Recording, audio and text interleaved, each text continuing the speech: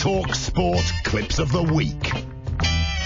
Yes, it is Clips of the Week time. We've got quite a few, actually. Andy, would you care to kick us off? Yes, I'd be delighted, Paul. And we start with Pompey Chief Executive Mark Catlin on talkSPORT earlier this week. I think it's something that's now going to become under consideration, but that is that we don't close the summer transfer window. We allow it to stay open, possibly until the end of January, whenever that may be. Possibly, maybe around the 30th, 31st, till possibly, you get the idea of that. And we gather from these clips featuring Goffey on Drive and Freddie Flintoff on Breakfast that cricketers aren't really big on reality TV. I remember watching a charity rugby match, same thing, where, do you remember on TV, they had the England lads, and one of the lads from Only Way is Chelsea, wherever it's called. With the music I listen to as well, I'm living in the past, I need to get with the times a little bit. So I put an Only Way is Essex reference in, or what is it, Stuck in Chelsea or something. Stuck in Chelsea is about right, I think. It's worse places to be stuck. Worst places. Well, that's true. My favourite is I'm a Celebrity's Big Brother. That's a good show. Very good. Danny Kelly now having issues with technology while broadcasting from home. David Tanner's dropped off. We'll try and get him back into the second. It's one of the wonders of four-way communication. Simon Jordan, then, we seem to be having some technical Jordans. I think from this moment on, every time we have a bit of a glitch or the line goes, it's a technical Jordan. That's what I'm going to call it. From this date forth, let it be known as. I've had a couple already this week. We've had a few technical Jordans this week. We had a complete and utter technical Jordan on Tuesday. This is Hugh Wozencroft on Kickoff with what sounds like quite a lucrative competition. Of course, we're waiting for football to start again, but why not? We thought we'd take a look a little bit back at some of the great goals this season and ask you for £1,000 to see if you can identify who scored this goal.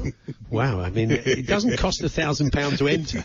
That'd be a heck of a competition, wouldn't it? Just £1,000 an entry. Oh yeah, but what do you win? Well, £1,000. I think we'd still get a few entries, wouldn't we? Probably would. Yeah, it's got a bit of a scam going there, Hugh, I think. This is Alan Brazil on Breakfast, alongside Ray Parlour, chatting to their guests on the Mystery Voice competition. Got my first question. Yeah. Was you a football player? I was, yes, I was. Harmy? Did you play in the Premier League? No, I didn't.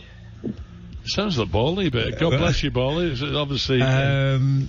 Unlikely to be Bally, I think, Al, sadly. but yeah. Still. So there we are. And staying with Alan, I think Bally would have found that funny. And staying with Alan, Brazil, and people sadly no longer with us. Astro from UB40 joined the boys to chat about the band's cover version of Bill Withers' Lean on Me. And it gave Alan the opportunity to play a full tribute to the recently departed soul legend. So listen, good luck with the single. It's going to be fantastic. Lean on Me there by UB40. It's going to be brilliant. It's going to be a big, big hit. And Bill Withers there, a month ago or something. Lovely Day was another great song. Yeah, well, there we are. I think it sums up. It's almost like Wikipedia, isn't it? If you look up Bill's Wikipedia, I think just 4 weeks. Lovely Day. That's a good song as well. But yeah, I think Bill would have appreciated that. What's next?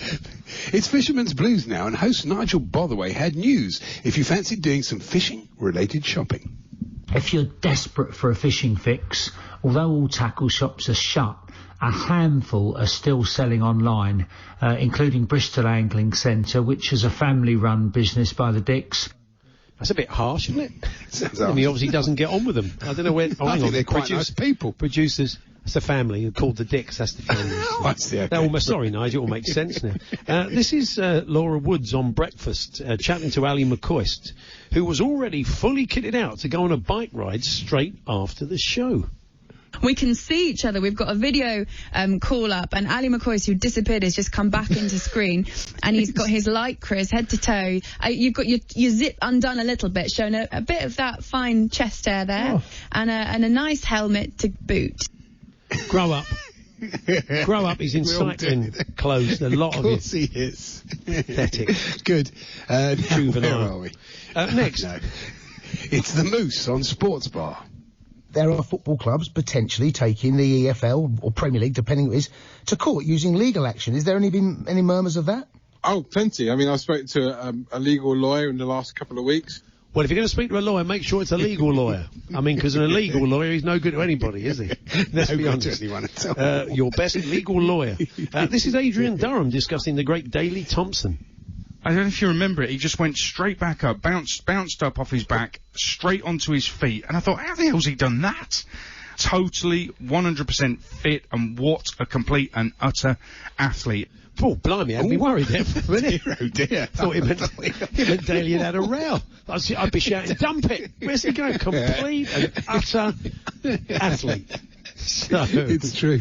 What's next then? It's Sam Matterface during his Friday night quiz, and we think someone in the studio may have mistakenly pressed the button that said pre-recorded wrap-up for the end of the show.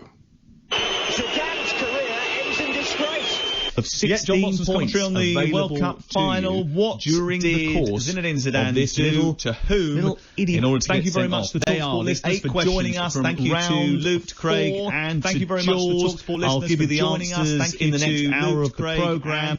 Fire, fire, fire, fire, pour on water. You play the recorder, Andy. Oh, we'll do that. We'll get that one done. That was a complete and utter technical Jordan. It was this. There is quite literally no other way to put what that was. This is Goffey again with a bit of listener interaction. I received a message from a lady called Robin, and she's absolutely desperate. She sent loads of messages. She's put, it's my brother Jack's 21st birthday. He listens every single day. Please give him a shout out. Good recovery, Goffey. Well done, Goffey. Unless you're being very posh. He's going posh there, he was. If the next word was eight, I think he hadn't got it wrong. So what's next? Is it me? Yes, it is, isn't it? Yeah, now you may recall that over recent months, the US movie expert Kent Garrison has had a bit of an issue with the word onus. You know, like I said, the big question is, the anus is on them if Bryan Cranston is going to come back or not. The first one was supposed to be Harrison Ford. The second one was obviously Luke Skywalker, and this third one was supposed to be Princess Leia. She's no longer here, obviously, and so, you know, the anus is on them to kind of make it work. Right. Netflix UK has some recent films. You know, the anus is on you to find whatever you want to watch. What? It's onus, Ken. The word's, what's wrong the with word's onus, as we've been trying to point out. Well, he was on the sports bar this week, Andy, and we thought, surely he's cracked it by now. Pulp Fiction. Where's Pulp Fiction? You know what? I almost added this to the list, but I didn't know your guys' thoughts on it. I thought it would be a little cliche to talk about it, but, you know, I guess the anus is on me for not putting it on there. He's honestly doing it on purpose now, isn't he? He's a complete and utter onus. Well, that's a bit harsh. I mean, even the dicks don't like the way you approach that one. That's very poor. Anyway, finally. But really, I mean, do you think he's had a bet with his mates and think how many times he says, I think I'm going to get away with it 6 times before they have a word with me. 4 times now. Anyway, it's Andy, unbelievable. Yeah. What's next? And finally, it's Jim White with a Roland de Châtelet light. Yeah. This lady doesn't hang about. This lady is the chief women's football officer, Amanda van der Voort. Now, the same Amanda van der Voort will join us. Amanda van der Voort, so let's do it. Amanda van der Voort, how are you? Now, the chief women's football officer is a lady by the name of Amanda van der Voort. So good speaking to Amanda van der Voort of FIFPro a short time ago. Amanda, we'll keep on this with you. Join us again if you would at some stage. It's not a Roland de Châtelet, of course, but it's like Moe's Tavern. I'm looking for Amanda van der Voort. Give me Amanda. It does sound like one of those. Yeah, exactly. It's one of those, yeah. But often we like to play a little bit of music. We like to have a little musical clip to take you into the thank yous. And the producer said to me, I found a clip from Jim earlier on.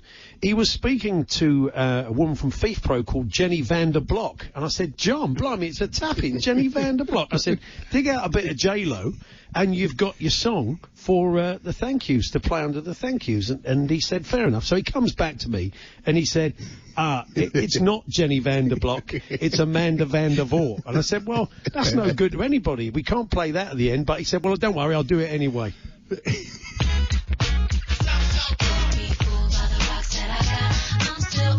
Amanda van der Voort. Kind of works.